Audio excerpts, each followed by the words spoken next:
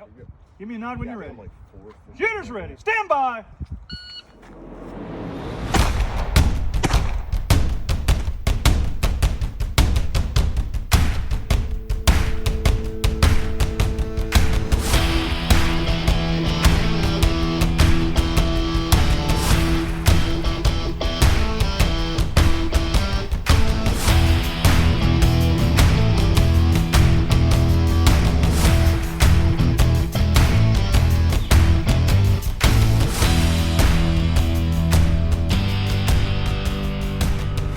Hey everyone, welcome to this episode of Bullets and Bourbon. I'm Matt Gunlock, and I will not be joined by Frank Gow. In full transparency, Frank has started at the Naval Academy where he's a professor now, and he no longer has the time to dedicate to the podcast like we have been. It wasn't an easy decision for him, but we will still be helping out. He will still be helping out in the background, managing our social media and some other behind-the-scenes things. I'm sure from time to time he will make an appearance, but I still intend on dedicating time to this show, covering competitions, but also I want to open it up to other subjects that interest me as well, like hunting, the outdoors, transitioning out of the military, and steps that can be taken, not just on the professional side with finding a meaningful career, but the psychological effects of growing in society as well as many others. But today we have Scott Newnam. We've had him on before, so if you'd like to know him, get to know him more, give our previous episode with him a listen. And if interested, Scott is also a co-host on another podcast I host and help manage. It's called Gunpowder and Gravy.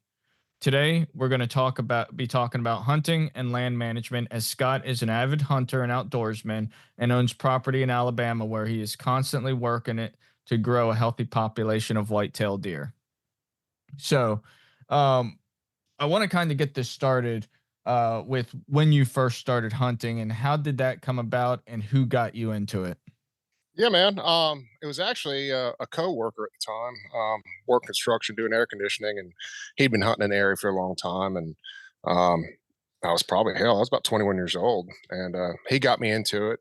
We started off first hunting public property. We've got Eglin Air Force Base, which is our they own, I can't remember, 50,000 acres around us, and that's where our public land we hunt. I started hunting with him, and segued into dog hunting a little bit. Uh, After that, kind of fell out of that a little bit, and then started hunting private property or lease land after that. So, but yeah, he's the one that got me into it, and been hooked ever since. Honestly. Yeah, I mean, like I noticed, I got my start in hunting later in life. I think I was like 30 years old whenever I first got started. Like my Uncle King and and family members, they always hunt. Like I'm from Florida too. So, but they would go hunt all the time, but I never got brought on the hunts. And, I don't know if it was, they didn't, not that they didn't want me, but I just didn't grow up doing that. Like it just, wasn't part of my side of the family. Because he was my great uncle, and like he had his whole family, um, and his kids who he raised doing that. And, I felt kind of at a disadvantage. I always wanted to go learn how to hunt, but just never did. And so whenever I was in the military, you're around a smorgasbord of people, and a lot of them are hunters. So a friend of mine, Russell, and another friend, Anders, they both kind of got me into it. And whenever I was an infantry school instructor, and I've been hooked ever since. But what do you primarily hunt? Deer, pig, and then do you hunt all seasons, or just stick to a couple animals? Well, yeah, for we primarily it's whitetail deer. Hmm. That's been our my main passion. Now, of course, the pigs moved in on me probably 3 years ago now, so been shooting them, trying to kill as many as I can. But as far as the season goes, deer season, and up until, well, since we bought our own property, I got into turkey. And I didn't make fun of people that hunted turkey, but it was always like, why are you so ate up with turkey season? Why? And the first time you get that close to a bird and he's drumming and you're working him, and if you ain't turkey hunted, you need to freaking try it, or it's an addiction. So we hunt turkey also, and then of course year round, Pigs, coyotes, any kind of varmints like that, they're fair game all year round. So um, when they pop up on camera, I'm going that next weekend and try to kill them some bitches. I mean, they tear up the land pretty good, don't they? Oh, dude, last year I think they tore up about an acre of my food plots. Mm. Um, so luckily, I've been on top of them, and I've got I think one lone boar hog roaming around, but I haven't got a pattern out quite yet to burn a trip up there. But yeah, Yeah. Yeah, and what do you typically do whenever whenever you kill them? I know sometimes you take the meat, but other times you just throw them out there. dude, kick them and put them in a ditch. I'll if I can get them in the back of the truck, I'll go ahead and I'll drive them off the property somewhere, then kick them off. That I think 2 pigs ago, I think this dude was probably about 400 pounds, Hmm. and I tried picking him up, but he's gross. I didn't want to get that close to it, so I just drug him off. So yeah, How ended good up. how good do they taste? Like wild boar, are they pretty good or are they just So I've killed and cleaned a couple bigger pigs, males. Not so good. mm, And I don't know if it's the fact that when you're eating it, you're smelling it because you mhm, just cleaned it. Maybe it's psychological. The meat was tougher, just wasn't that impressed. Now, if you kill a boar hog, at least our feral pigs locally, 50 pounds or less, you're all right. Now, if you can kill a big sow all day long, they mhm, don't stink. I think it's just that testosterone. right. No, that makes total sense. All Yeah. right, we've all kind of talked about like where we would like to go hunt and what kind of species we would hunt, but what would your dream hunt be and where and what species? Dude, I'd really like to go on like an elk hunt or something. Yep. Out to Colorado or Utah, Yeah. Wyoming, somewhere like that. Yeah, I've got a couple local buddies that go out to Idaho every year, and they'll rent llamas and go for a week and just get after it, and just try to hunt them down and hunt, camp, and that seems really cool to me. Mhm. While I'm still physically able to do that, I would like to do that. Yeah. But what about you? Honestly, same thing. I just want to Yeah. go out and kill an elk.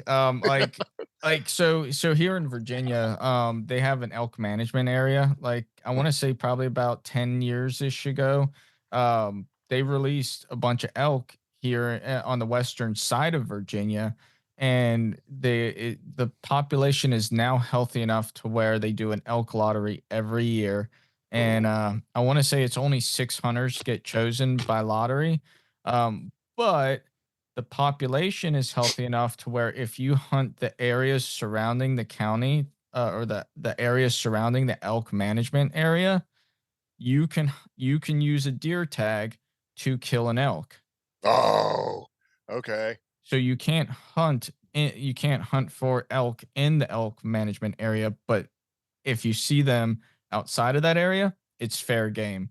So I want to kind of do my map reconnaissance and kind of look at those areas and just see. It probably won't be this year. I might do the research for next year. But I would like to go out on the western side of Virginia and see about hunting some of those areas if it's good public land. That would be cool, man. Mhm. But That would be other cool. other than that, like, if it like, going somewhere, going back to Wyoming or, go out to Colorado or Utah or Idaho, somewhere out there and, hunting an elk, that would be totally fun. Yeah, I'm same. That and if I could go anywhere in the world, you know, go out to Australia or something like that and go get a red stag. Oh yeah, Or yep. even England. Problem with England though, I wouldn't say it's a problem, but if you're gonna pay for one of those hunts, like it's a complete guided trip. Like they carry the firearm, they do all the work, they put you in the position. Whenever they see it, they hand you the rifle, you take the shot, they take the rifle back, and then they go and get the stag for you, and then they Mhm. clean it and process everything. So I mean, is it really hunting? I don't Eh, know. I don't think so. I've yeah. talked to some of my Royal Marine friends that are over there and some other buddies that I know. and they're like, "Hey, if you find yourself over here, give us a call and you can come hunt the farm and we're not going to play by those rules." I haven't had chance to. Like Yeah. there's just no time. Well, like you said, that sounds more of a like a business kind of, hey, I'm going to go to get a hamburger. Yeah. I mean, that's yeah. I've got a friend of mine out of Dothan, Alabama. He's got an invite through his company he works for to go hunt a. I'm assuming it's a high fence, but it's in Kentucky, and he just sent Mhm. me some photos, and I'm talking 300-inch deer. Oh man. And it's but when you go to something like that, number one, a high fence, I'm not totally opposed to it, but you go kill this monster. I come back to Alabama, and my place, 150, 160-inch deer is a good deer. I don't Mhm. want it. I don't want it to ruin me. It's like, Yeah. Yep. No, you I know, get that completely. Like down in North Carolina, I call them swamp donkeys. Like yeah, they're small down there. Probably not as small as they are in like Alabama or Florida or anything like that. I mean, the deer in Florida, they're freaking tiny. oh yeah, But Alabama, they're they're not as big. In yep, North Carolina and down at the Lejeune area, they're not as big. Granted, like a lot of people don't allow them to grow. They have the potential to get bigger, but yep, you got so many hunters like on Camp Lejeune that if somebody sees a deer, they're killing it. yeah, yeah. Um, but how important is hunting to who you are now as a person and as an American? And would you say it's a family affair at this point? Oh, dude, it's extremely important to me. It's part of who I am now. And as far as American, yeah, I honestly think that as an American, people need to learn how to hunt, if not understand it and appreciate it. And if you're not about it, that's fine, but don't shit on it either. Mhm. Um, that's my take on it. I think as a man or even a woman, you need to learn how to clean an animal or harvest your own animal. If something happens, you need those fundamental skills. Um, but yeah, that's to me, it's this. I guess not something. I guess it not defines me, but it's a huge part of my life. Without it, I don't know. But and it definitely is a family affair. My wife is ate up with it, and hell, right now she's probably more ate up with it than I am because when I come home and she's watching hunting videos on YouTube right now. So, Hell yeah. but she is a murdering son bitch. Hell yeah. So yeah, she will kill some shit now. So yeah, and my son who still lives with us, he's a high schooler. He's during the season he's ate up with it. Of course, he's got other stuff going on, and getting him to help sometimes is a pain. But when it's go time, he's all about it. Mhm. So, I mean, you mentioned your son, now that your son hunts with you, does he have as much interest in it as you do? And does he value the lifestyle as much as you do? And what do children have to learn from hunting? And at what age did you start taking them out into the woods? Well, yeah, let me start with that. I think he was 7 when I let him kill his first deer. Okay. Um, Actually, I got a video on YouTube. I videoed the whole thing. It was pretty cool. I mean, just the excitement he had of killing his first animal was just awesome. But yeah, I think as a child needs to understand um, taking a life of an animal and learning that it's food. If you kill something, you eat it. Hmm. I think that's a good fundamental thing. I think that makes them appreciate nature more and wildlife. Up until let's see, maybe last year, he hasn't been as interested in it. He's a teenager. He's got Hmm. a girl. He's got a girlfriend.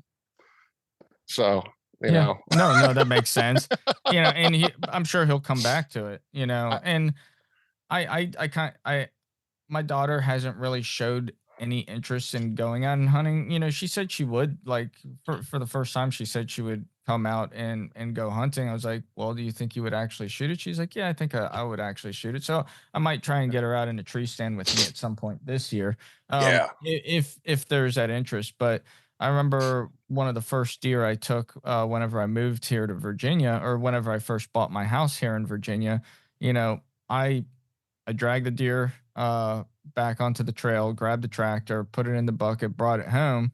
Um, and I brought her outside just so she can see, so she can appreciate it. I didn't Right. have her watching me, field dress or completely clean and butcher it. But hey, this is food. This is something that we can eat and use for the family. Oh yeah. It doesn't go to waste. And whenever she first saw it, she was sad. She didn't necessarily understand, but I think she kind of gets it a little bit more. Um, but we'll see if she comes out with me this year. I mean, I think it would be absolutely pretty cool if she does. But Oh we'll yeah. see. I'm not going to press it on her. Like, I'm not going to force her to go out there, and I'm not going to force her to shoot it. She Yeah. doesn't want to. If she doesn't want to hunt, she doesn't have to hunt. Yeah. It's not something you want to force on him. He's been hunting by himself now. I think I let him start sitting by himself with a gun when he was 14.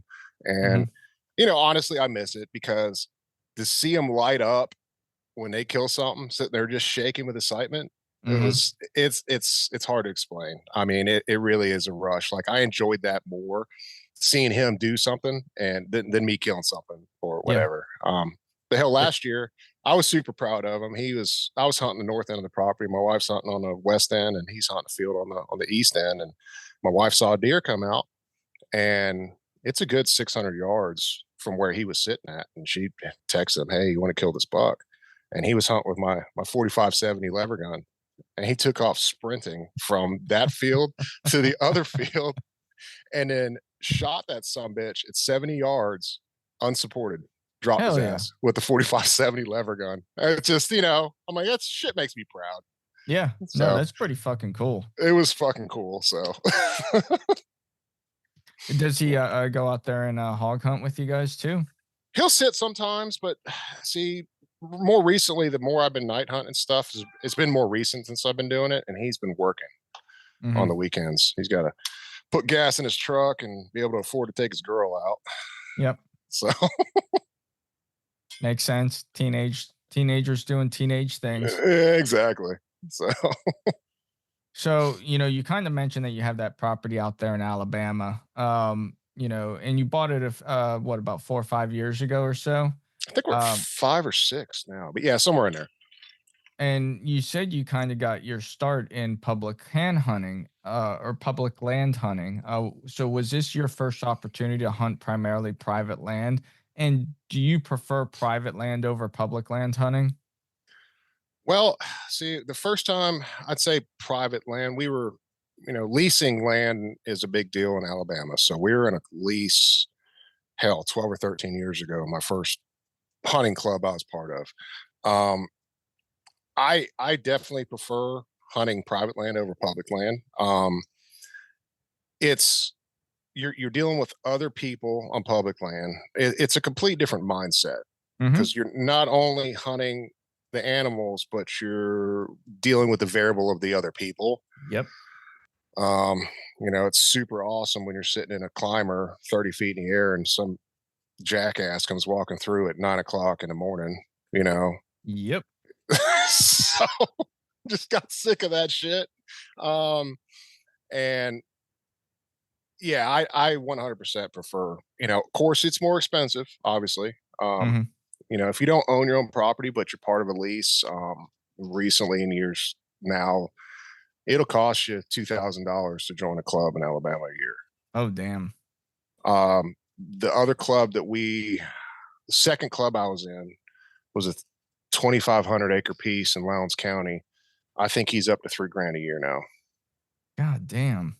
Oh, that's not even scratching the surface, dude. I got another friend of mine that's got 7,000 acres. They've only got like 12 members, but it's $7,000 a year. Wow. So yeah. So yeah, obviously it's way more expensive. Um, I mean, that's paying the mortgage. dude, That's I know. paying. I mean, that's literally he's using that to have people pay for the land itself. Oh yeah. I mean, and he's just the lease manager. He doesn't even own it. So Oh, okay. yeah, All right. no, it's called I think it's Midway Plantation. Yeah, but it's yeah, public land. I mean, it was fun, especially when we're running dogs on public land. That was a blast. But you're out there hauling ass in the woods and beating the shit out of your trucks and going on deer drives with the dogs, and that I did enjoy that. But beyond that, yeah, private land ever since. Yeah, I mean here, like where I'm at now, I hunt nothing but private land. I got my start doing public land down at Camp Lejeune, and I mean there was a lot of successes. I mean Lejeune is a huge place, and there's so many places to hunt there, but there's some really good areas, and where I was working at the time, there were some really good areas out there to hunt, and because I was an instructor, I kind of knew where all those good areas were. Um, the problem was is that there were a lot of old timers out there that knew those same areas. And I remember one day I checked into an area and it was a small area. It was a small sliver near the ranges, and it only allowed 2 to 3 people to be in there. And Mhm. I would say for the most part that was reasonable. Where well, I went in there, I set up, I got in my climber, and an hour later, here's some guy tromping through the woods, walking right through the same area. And, I don't know how you couldn't see me. I was wearing blaze orange and everything. And he set up maybe 100 to 200 yards. I would say probably about between 100 and 200 yards away from me. And it's just like, are you fucking kidding me? Like, and he was facing my direction. And then, like 20 minutes later, he takes a shot on a deer I was already set up to shoot on. And then get this, an hour later, he's still up there sitting. An hour later, he decides he's going to start getting down, and I had my gun up ready to hit a deer, and because he started moving, it spooked that other deer. Dude, yeah, that would And I that got down out of my stand. I was like, I'm freaking done. And mhm. then he was, and whenever he saw me, he was like, "Oh, I didn't know you were there." I was like, "Really, man?"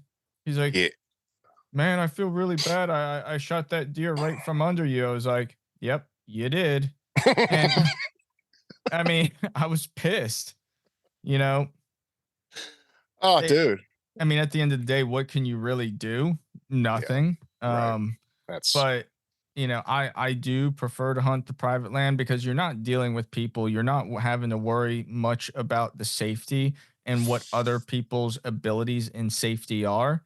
Um, I would, this year, maybe next year, either this year or next year, I want to go out to like Central Virginia, like out to Lexington area, to George Washington National Forest. Um, and hunt some of the public land out there, just to see what hunting in the mountains is like. Not mhm. necessarily getting up in a tree stand, but just doing more scouting and hunting on the ground. I'd like to get more into that. Like where I live, it's all flat ground. Yeah, I would like to do some mountain stuff next. that would be cool. Do some spot and stalk, Hmm. find sign, chasing animals. That's cool shit. Yeah. Like, you watch Meat Eater and Steve Ranella and like, Giannis Putelis and all these Yeah, other guys. And, that's what they do out west. yeah, That's what they do in the mountains. Here, flatland hunting, you kind of have to stay in a tree stand. yeah. But yeah, exactly. But kind of going back to land management and everything, is there more preparation involved with private land hunting versus public land, or vice versa? For me, obviously, you've got private land. There's a lot of prep involved for me. Um, let me go on the mindset of the public land stuff. Public land, of course, you go out, you don't own it, you can't work it, you're out scouting. So that would be a lot of the prep for that. At least what I used to do, going out trying to find rubs, trying to find sign, food source, that kind of stuff.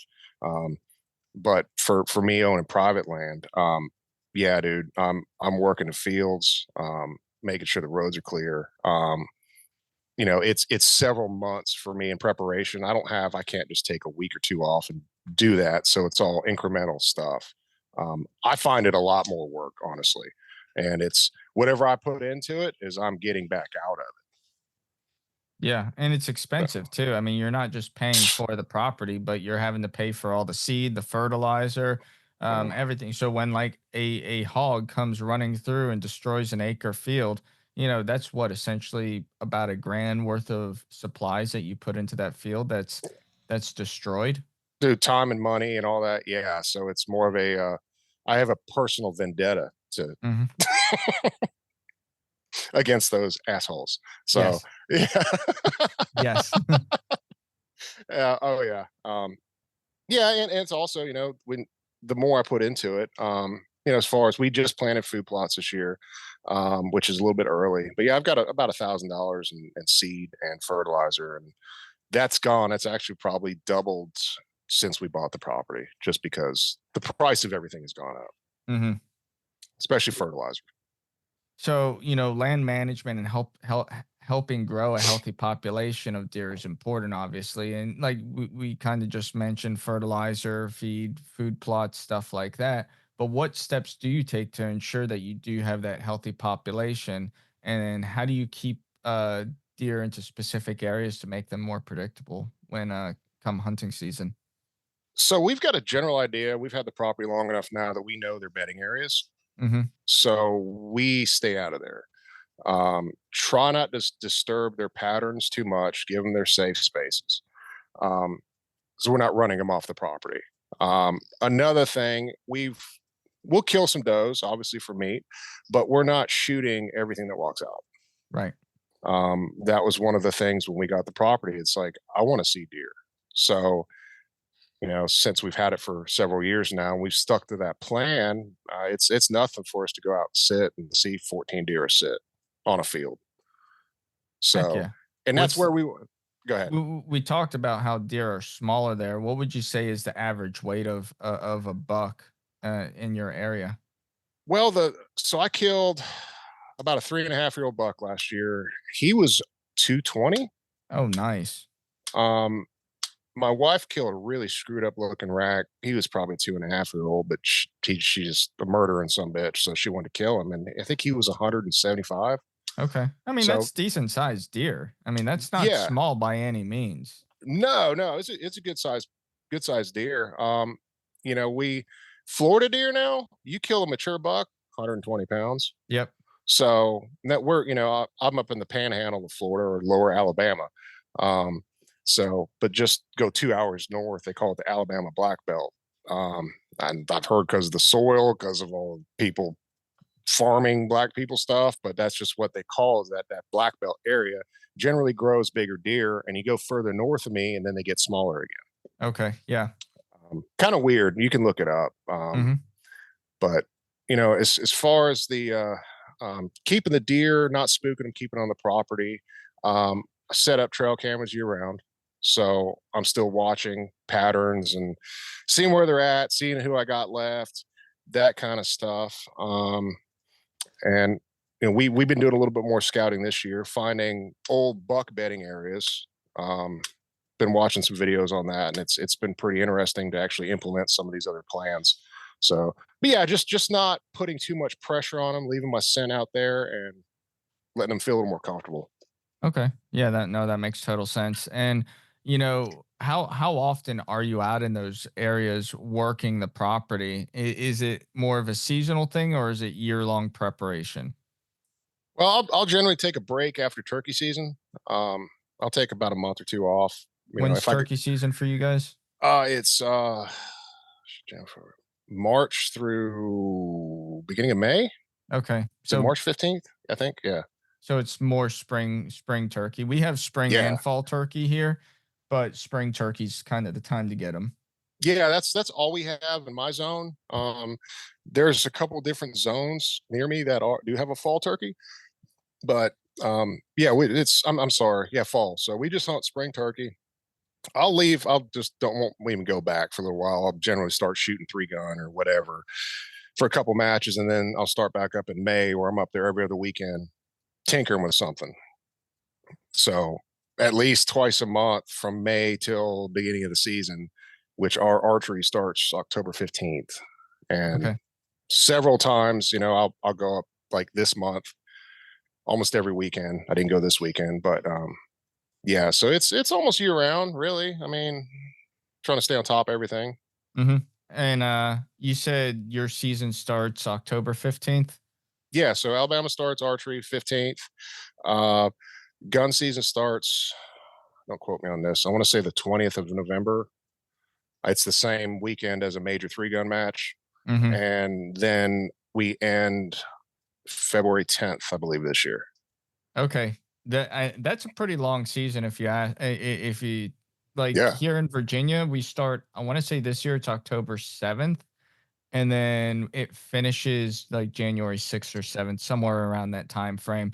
But our rut starts a lot earlier than your guys' rut. Your rut starts what, January? Ours is November, Yeah. mid-November typically. Yeah, dude. So sometime around between the first, second week of January Okay. is when they start kicking off pretty heavy and chasing around. When would you say you've had the most success killing a deer though? Dude, it's weird. I've almost always killed a buck around the first 2 weekends of December when Mhm. everybody else says the hunting sucks. Like everybody in my area says, I don't even hunt December, but I will kill a good buck beginning of December, and then I'll kill um, a good buck second or third week of January. Okay. Yeah, I've always had pretty good success during archery season, like pre-rut, and then like December is maybe because like I'm now like okay, I need to kill another deer, so I'm in the woods a bit more. Yeah. I'll typically kill one in December. Okay. What are your guys' bag limits there though? $3 a year Mhm. and a doe a day. Oh, okay. Yep. So there's no bag limit on doe? Mm-mm. Okay, yeah, because Nope. we're three So, antlered, three antlered, and three antlerous, and then you can, if you hit your bag limit, you can apply for more permits for antlers deer. okay, cool. Yeah, but not like we don't have it. It's not open to like a doe a day, not like you guys. Right. And it's a lot, man. I Mm-hmm. mean, I think, if we kill 3 deer a year, we're sitting pretty good on meat for the family for the year. Yeah. Um, and years past, I'd like to get my doe out of the way or a couple does during archery. But maybe this year I'll be able to do it. But years past, we've been so far behind on planting food plots. Mm-hmm. So come archery season, we're out there working still. Right. So, I mean, talking about planning food plots, how expensive does that get? And how expensive does planning food plots get for you guys? Um, this year I actually went on the cheap, and it still cost me $1,000. Actually, probably more than that. Um, I'd say all in probably 1,500 bucks, 2,000, which I'm planting 4 acres. Mm-hmm. Um, but I went cheaper this year. I've been a big Whitetail Institute fan of their seed. They're based out of Alabama. Had real good luck with it. This year I just went with a co-op 3-way oats, wheat, clover. Just try to save a couple bucks. Also switched up the planting process this year. We'll see if that works out. We did the no-till method, which you just basically let whatever vegetation's on there from last year, grasses that are about maybe 2-3 feet high, and spray it with glyphosate, spread my seed, spread my fertilizer, and then roll it over with a cultipacker. Okay. So you get all that biomass that dies and sits on top of it, turns to mulch, keeps all the seeds wet, and it grows through it eventually. And you did that what, last weekend? Yep, we did it last weekend. So Okay. and we got rain actually a couple days this week. So um, we'll see if it'll continue to still rain on it and it doesn't peter out. Right. No, I'm Um, I'm interested in hearing how that works and what kind of movement you get into that area. yeah, the biggest thing is the birds getting at it, but I think we Mm-hmm. have enough vegetation that it's pretty covered up. Now, years past, I bought, I've used a disc. I ended up getting a tiller, which I tell you what, though, when you run that rototiller through there, that Mm-hmm. sumbitch is pretty, Oh like yeah. just smooth, just, buttery looking for, soil. Um, that generally would take me 2 weekends to prep before I could actually put a seed in the ground, Oh wow. just because I can only run that rototiller 2 miles an hour on the tractor. So it's just tedious and slow. So Mhm. we'll see. I cut basically a lot of labor time out of this by the no-till. So I'm hoping we'll see good results. Yeah. No, let me know how it goes. Yeah, dude. So if someone was to get into purchasing land and start working their own land, for the sake of hunting, what advice would you give them? Okay, so if you're like us, we ended up purchasing 175 acres. It's a lot of property, it's a lot of acreage, right? But it's not enough to hold a whole deer herd on your property. So my advice would be look at who your neighbors are, because you don't want to buy this piece and then have a bunch of assholes next to you shooting everything you've done and all the progress you've made trying to grow the deer herd up. Mhm. That would be the most aggravating thing after spending quite a bit of money and then learning you have this lease next to you that doesn't give a shit. Um, I would say also look at the terrain. I Our property has a creek that runs through the middle of it, so we've got water year round. Um, that was another thing that we really liked, and also the browse. The Does it have hardwoods? Is it all clear cut timber that the timber company is trying to dump off? Um, those kind of things would play a factor in the purchase. For me, is if there is different food sources that you don't have to implement, like more food plots, stuff like that. If the deer can, if you got a bunch of white oaks or persimmons or whatever on a property, that's an added bonus. No, that's awesome, and that's good information. You know, I'm I would like to purchase some of the property behind my house. Right now the price just isn't right where I want it. Mhm. So I'm not doing it. But I mean, the beautiful part is I have permission to hunt all this. Like I have permission to hunt up to 600 acres of private land, Oh, dude. free of charge. So like right now I'm taking full advantage of that, and we have everything from box blinds set up throughout the entire property to tr- uh, you know, tree stands that just stay up year round. So, um, I have a climber that I will also take out there in case I see some type of sign. It's like, okay, I think this is actually a really good area, and I'm not going to bother with going to one Mhm. of those other stands. But I mean, we have small hills all over the place. I know where the high areas are. We have like, I don't know, probably 80 acres of ag land. And this year they did nothing but soybean. Oh, And dude. I mean, you saw that one picture of that buck I sent you. I mean, Yes. he was, I would say, I'd venture to say he was probably a 3-year-old buck, something like that. Um, he was healthy looking. He was a good one, dude. Mhm. So, I mean, if he comes into my sights this year, like, and I do bow. I do bow and I do gun. I don't do muzzle loader. Yeah. I just haven't bought one. That's what it really comes down to. But I enjoy bow hunting more than anything else. Rifle gets too easy for me. Um, so I don't look at it as much of a challenge. But I just did buy that rifle, same rifle you just bought, but mine's in Yep. 7 mil 8. So I want to my goal is I want to try and hit deer out at 400 yards. Oh yeah. That'd be sick, dude. Mhm. Yeah, I'm So, with you on the archery. I mean, it's a different level of difficulty, and when you actually are able to make it happen, mhm. there's a lot of gratification. Oh yeah, like last year I took that one deer out. Well, the first deer I was going after, I put a broadhead right through my pointer finger That's and cut the right. nerve.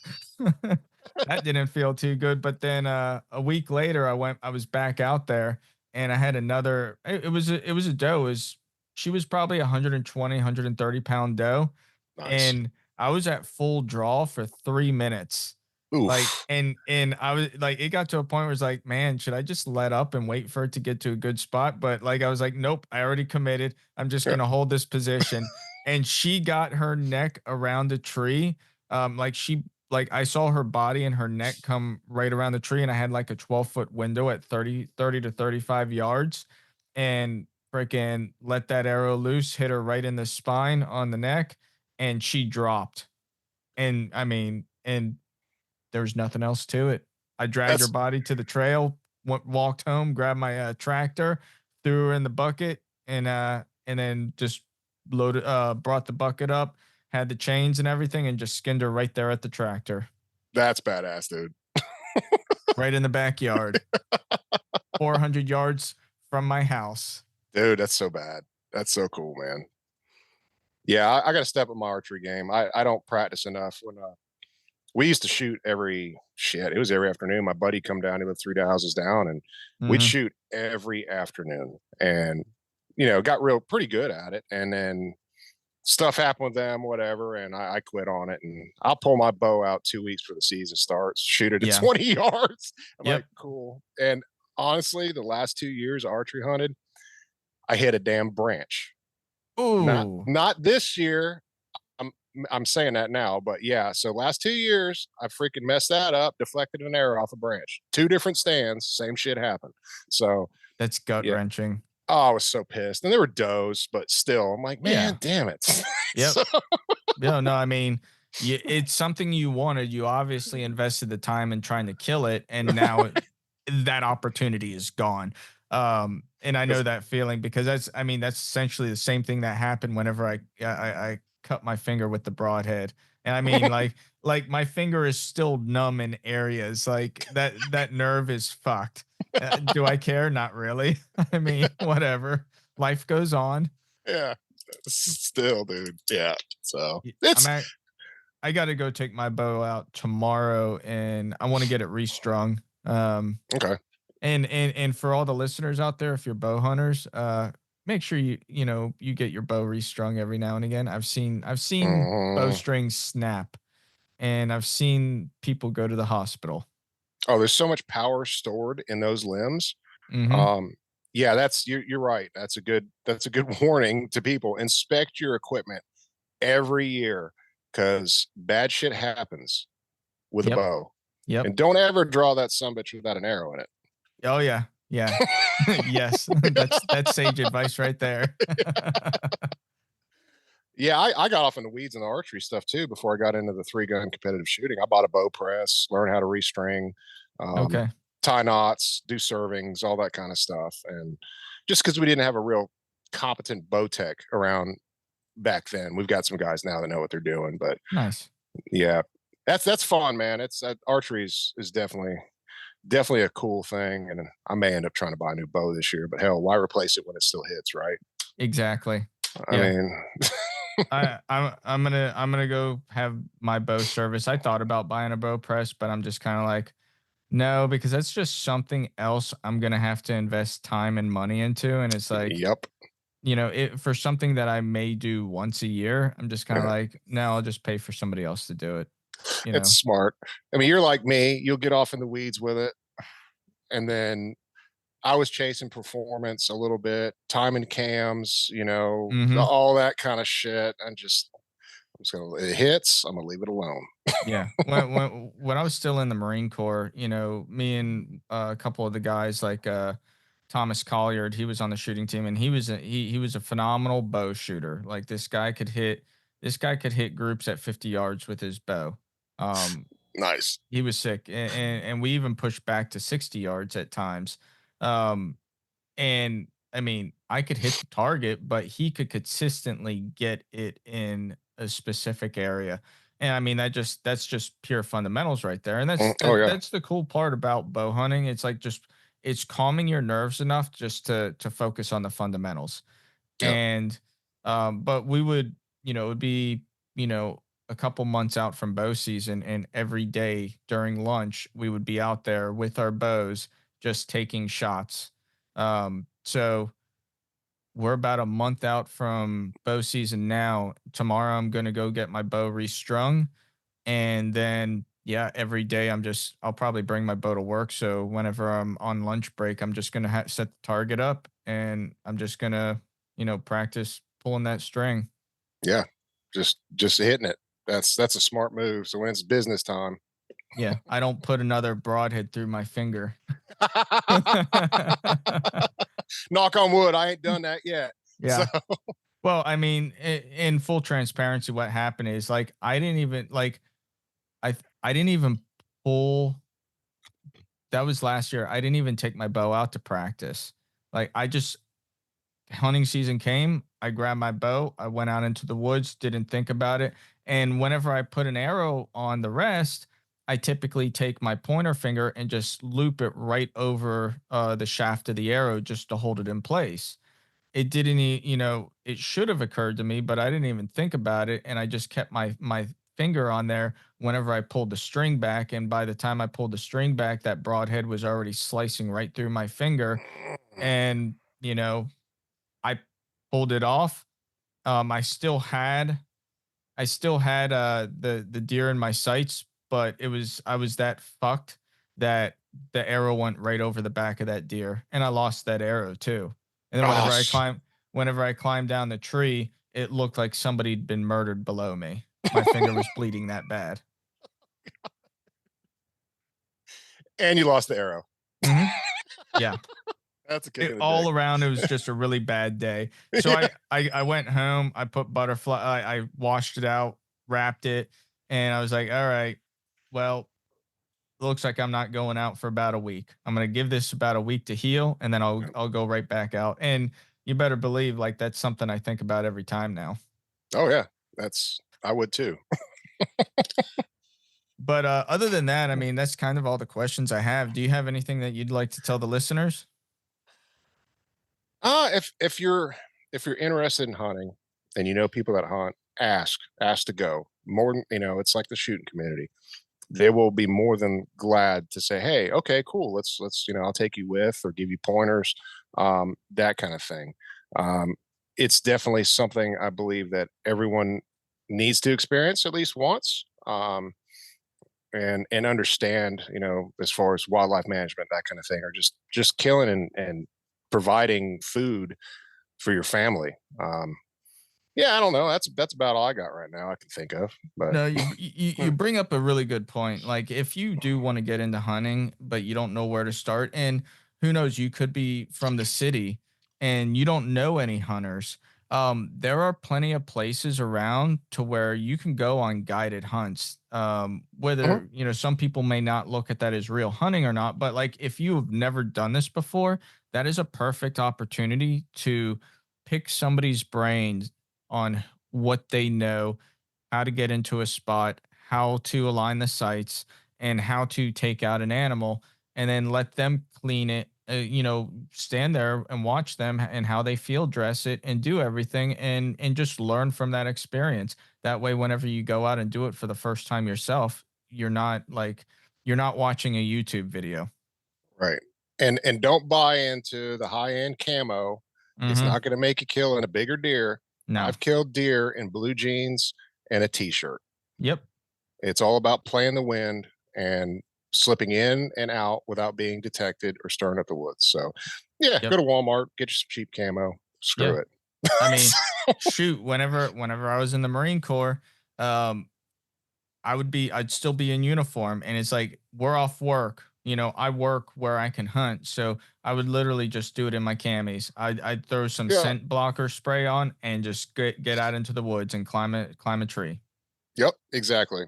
Put that money towards practicing, either, buying a nicer bow or whatever, or ammunition, and practicing shooting your gun. Yep, yep.